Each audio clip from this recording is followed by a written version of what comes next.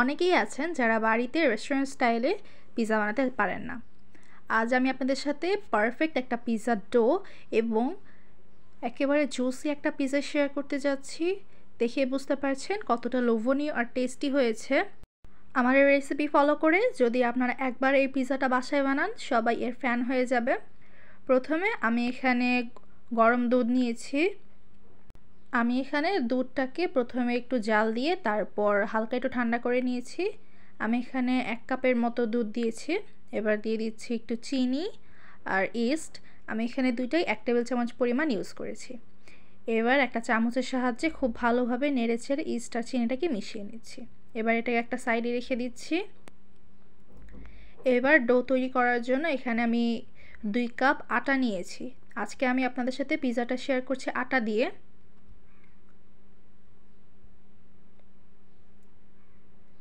এবার দিয়ে দিচ্ছি 2 টেবিল চামচ পরিমাণ সয়াবিন তেল।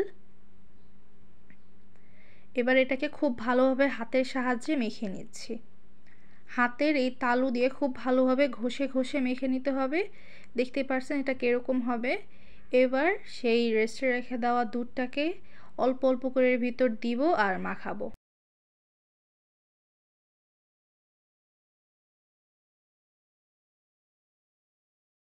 এই কাজটা কিন্তু সাবধানে করতে হবে। একেবারে বেশি দুধ দেওয়া যাবে না আর একেবারে কমও দেওয়া যাবে না। এইরকম একটা স্টিকি কনসিস্টেন্সি হবে। এই ডোয়ের ব্যালেন্সটা যদি ঠিক রাখতে পারেন তাহলে কিন্তু আপনাদের পিৎজা একেবারে পুরো পারফেক্ট হবে। এবার লাস্টে আমি অল্প একটু তেল দিয়ে খুব ভালোভাবে হাতের সাহায্যে খুব ভালোভাবে মেখে নিচ্ছি।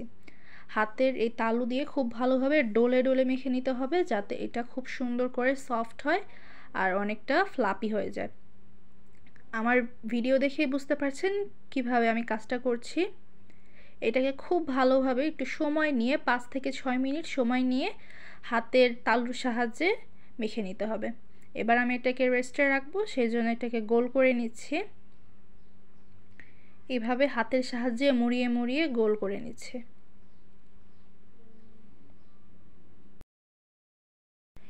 এবার একটা বাটি নিয়ে নিয়েছি। এর ভিতর আমি ওই ডোটা দিয়ে দিচ্ছি। ডোটা দিয়ে এটার চারপাশে আমি অল্প একটু তেল ব্রাশ করে দিব হাত দিয়ে, যাতে এর চারপাশটা ফেটে না যায় আর খুব সুন্দরভাবে ফুলে যায়। এবার এটাকে খুব ভালোভাবে চারপাশে তেল লাগানো হয়ে গেলে এবার এটাকে ঢাকনা দিয়ে ঢেকে রাখছি। আমি এখানে এয়ারটাইট বক্স ইউজ করেছি। আপনারা চাইলে এটাকে র্যাপিং পেপার দিয়ে মুড়িয়ে রাখতে পারেন। এবার এটাকে একটা সাইডে সরিয়ে রাখছি। এবার এর ভিতরের স্টাফিংসটা তৈরি করার পালা। আমি একটু তেলের ভিতরে একটু বাটার দিয়ে দিচ্ছি আর দিয়ে দিচ্ছি এইভাবে ছোট ছোট করে কেটে রাখা চিকেনগুলো এরকম সাদা সাদা করে ভাজা হয়ে আসলে আমি দিয়ে দিচ্ছি অল্প একটু লবণ। এরকম গোল্ডেন কালার হয়ে আসলে আমি দিয়ে দিব পেঁয়াজ আর ক্যাপসিকাম। আমি এখানে পেঁয়াজগুলোকে কেটে এইভাবে খোলগুলো আলাদা করে নিয়েছি আর ক্যাপসিকামগুলোকে ছোট ছোট করে কেটে নিয়েছি। এবার সবগুলোকে খুব ভালোভাবে একসাথে নেড়ে চেড়ে মিশিয়ে একটু সল্টে করে নেব। এবার একটু মরিচের গুঁড়ো দিয়ে দিচ্ছি আর দিয়ে দিচ্ছি অল্প একটু গোলমরিচের গুঁড়ো। এটা দিলে কিন্তু টেস্টটা অনেক বেশি ভালো আসে। এবার আবারও খুব ভালোভাবে একসাথে নেড়ে চেড়ে মিশিয়ে নিচ্ছি। আমি এখানে যেভাবে স্টাফিংসটা তৈরি করেছি আপনারা যদি সেভাবে করেন এটা কিন্তু খেতে অনেক বেশি মজা হয়। দিয়ে দিচ্ছি অল্প একটু সয়া সস আর টমেটো সসগুলো দিয়ে আমি খুব ভালোভাবে নেড়ে চেড়ে মিশিয়ে নিচ্ছি।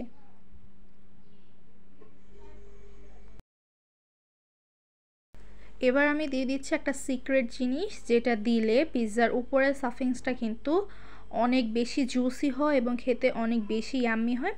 সেটা হলো টমেটো দিয়ে এটাকে কিছুক্ষণ ঢেকে রাখলে কিন্তু হয়ে যাবে আমাদের পিৎজার উপরে স্টাফিংসটা। দেখে বোঝা যাচ্ছে কতটা টেস্টি আর ইয়াম্মি হয়েছে এটা।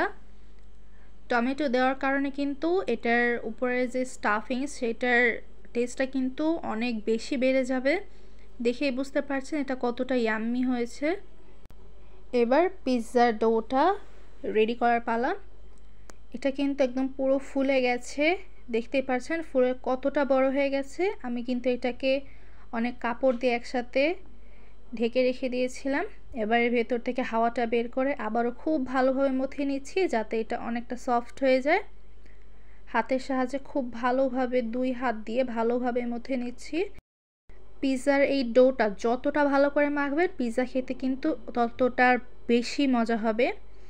এবার আমি একটা বোর্ড নিয়ে নিয়েছি আর এটাকে খুব ভালোভাবে একটা বেলনের সাহায্যে বেলে নিচ্ছি। আপনারা চাইলে কাজটা হাতের সাহায্যে করতে পারেন। আমি পিৎজার এই রুটিটা একটু মোটা খেতে পছন্দ করি, সেজন্য আমি এটাকে মোটা করে বেলে নিচ্ছি। আপনারা আপনাদের পছন্দ অনুযায়ী বেলে নেবেন।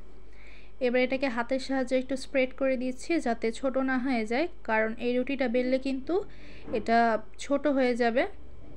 এবার আমি যেই প্লেটে পিৎজাটা বসাবো সে প্লেটে অল্প একটু আটা দিয়ে নিচ্ছি। এবার সেই আটার উপরে আমি এই ডোটা দিয়ে দিচ্ছি। নিচে আটাটা অবশ্যই দিবেন, না হলে কিন্তু একেবারে পুড়ে যাবে, আর যখন হাতের সাহায্যে এরকম স্প্রেড করবেন তখন কিন্তু এটা নিচে লেগে যাবে। এবার আমি চারি সাইডটা একটু উঁচু করে দিয়েছি, দেখতে পাচ্ছেন। এবার মাঝখানে কাঁটা চামচ দিয়ে ভালোভাবে ছিদ্র করে নিচ্ছি যাতে রুটিটা ফুলে না যায়। এবার আমি এখানে টমেটো সস দিয়ে দিচ্ছি। আমার এখানে আমি পিৎজা সসের বদলে আমি টমেটো সস ইউজ করেছি অনেক বেশি পরিমাণে। আপনারা চাইলে পিৎজা সস দিতে পারেন। পিৎজা সস যদি দেন সেক্ষেত্রে টমেটো সসটা একটু কম দিলেও চলবে, বাট আমার কাছে যেহেতু পিৎজা সস নেই সেজন্য আমি টমেটো সসটা বেশি দিয়েছি। এবার দিয়ে দিচ্ছি মোজারেলা চিজ। পিৎজায় কিন্তু চিজ বেশি দিলে বেশি মজা হয়। এবার আমি সেই উপরে স্টাফিংসটা দিয়ে দিচ্ছি। আমি যেভাবে স্টাফিংস বানিয়েছি এইভাবে যদি বাসায় বানিয়ে পিৎজাতে দেন তাহলে কিন্তু পিৎজাটা খেতে অনেক বেশি মজা হয়। নর্মাল পিৎজা থেকেও কিন্তু অনেক বেশি ভালো লাগে এই পিৎজাটা খেতে, কারণ পিৎজা ড্রাই হয়ে গেলে কিন্তু একেবারেই ভালো লাগে না খেতে। আর এইভাবে যদি জুসি করে বানান সেক্ষেত্রে কিন্তু অনেক বেশি মজা হয়। আর টমেটো দিলে কিন্তু এই পিৎজার টেস্টটা আরও বেড়ে যায়। এবার আমি উপরে একটু মোজারেলা চিজ দিয়ে দিচ্ছি। চিজ দিয়ে আমি একটু অরিগানো দিয়ে দিয়েছিলাম, সেই ভিডিওটা স্কিপ হয়ে গেছে। এবার এটাকে বেক করার পালা। আমি এটাকে চুলায় বেক করব, সেই জন্য একটা পাতিলে স্ট্যান্ড বসিয়ে দিচ্ছি আর এই পিৎজার প্লেটটা দিয়ে দিচ্ছি। এবার এটাকে ঢেকে রেখে দিচ্ছি। আমি 30 মিনিট পর ফিরে আসছি। 30 মিনিট পর দেখতেই পাচ্ছেন এটা কতটা ইয়াম্মি হয়েছে দেখতে, আর চিজগুলো কিন্তু একেবারে গলে গেছে, আর উপরে দেখুন কতটা জুসি হয়েছে। আমি কিন্তু এখানে কোনো প্রকার এক্সট্রা কোনো মশলা ইউজ করিনি, একেবারে ঘরে থাকা উপকরণ দিয়ে খুব সহজে আপনাদের সাথে আজকে আমি এটা শেয়ার করেছি। আপনারা চেষ্টা করবেন পিৎজায় অরিগ্যানো দিতে, কারণ অরিগ্যানো দিলে কিন্তু এই টেস্টটা একেবারে পুরো রেস্টুরেন্টের মতো আসে। এবার এটাকে কেটে দেখাচ্ছি এটা কতটা পারফেক্ট হয়েছে। ছুরি লাগাতেই বুঝতে পারছেন এটা কতটা জুসি হয়েছে, দেখেই কিন্তু বোঝা যাচ্ছে এটা কতটা জুসি হয়েছে। শীতকাল কিন্তু চলেই এসেছে, এখন এইরকম একটা পিৎজা যদি সন্ধ্যার সময় বানিয়ে খান তাহলে আর কি লাগে বলুন। শীতের সন্ধ্যায় গরম গরম ধোয়া ওঠা পিৎজা এত যে মজা হবে, আর তার সাথে যদি থাকে এরকম ঘরোয়া উপায়, একেবারে কোনো এক্সট্রা মশলা ছাড়াই একেবারেই জুসি অ্যান্ড ইয়াম্মি একটা পিৎজা। আমি আপনাদের সাথে আজকে একেবারে ইজি ওয়েতে খুবই টেস্টি একটা পিৎজা শেয়ার করেছি। এভাবে যদি বাসায় একবার ট্রাই করেন তাহলে কিন্তু বাইরে থেকে আর কিনে খাওয়ার কোনো প্রয়োজন হবে না।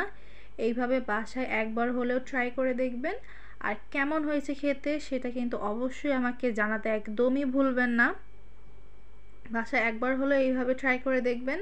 আর দেখতেই তো পারছেন আমার পিৎজা স্টাফিংস থেকে শুরু করে ডোটা কতটা সুন্দর হয়েছে। দেখা হবে নতুন কোনো ভিডিওতে, সে পর্যন্ত সবাই সুস্থ থাকবেন, ভালো থাকবেন, আল্লাহ হাফেজ।